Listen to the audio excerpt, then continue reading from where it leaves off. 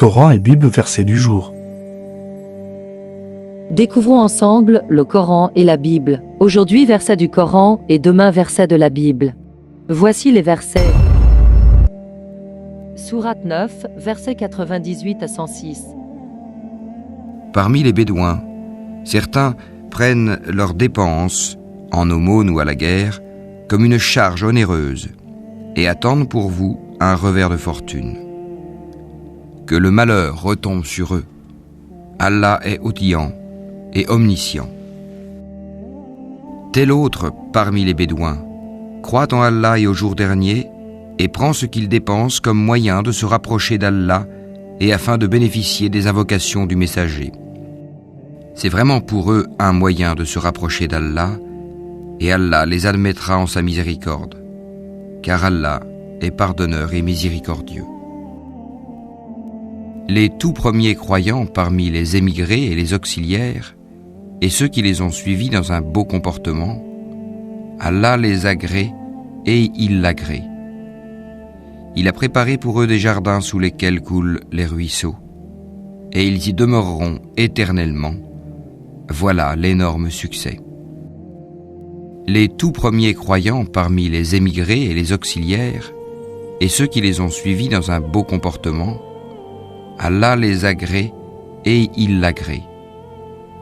Il a préparé pour eux des jardins sous lesquels coulent les ruisseaux, et ils y demeureront éternellement. Voilà l'énorme succès. D'autres ont reconnu leurs péchés, ils ont mêlé de bonnes actions à d'autres mauvaises. Il se peut qu'Allah accueille leur repentir, car Allah est pardonneur et miséricordieux. Prélève de leurs biens une sadaka, pour laquelle tu les purifies et les bénis et pries pour eux. Ta prière est une quiétude pour eux, et Allah est audient et omniscient. Ne savent-ils pas que c'est Allah qui accueille le repentir de ses serviteurs et qui reçoit les sadakats, et qu'Allah est l'accueillant au repentir et le miséricordieux? Et dis, œuvrez, car Allah va voir votre œuvre, de même que son messager et les croyants, et vous serez ramenés vers celui qui connaît bien l'invisible et le visible. Alors, il vous informera de ce que vous faisiez. Et d'autres sont laissés dans l'attente de la décision d'Allah, soit qu'il les punisse, soit qu'il leur pardonne. Et Allah est omniscient et sage.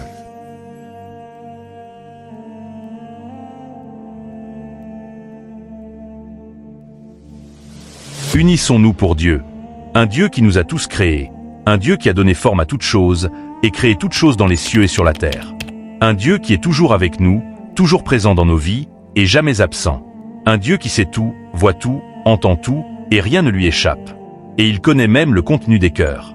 Pour lui, cherchons les points qui nous unissent au lieu de chercher les points qui nous divisent. Jésus et Mohammed, pas de comparaison ni de distinction. Eux deux comme les autres envoyés. Noé, Abraham, Moïse, Jésus, Mohammed et les autres. Eux tous ont été choisis par Dieu pour la même mission. Appeler les gens vers Dieu et faire la volonté de Dieu. Voilà leur mission. Grand respect aux 3 livres.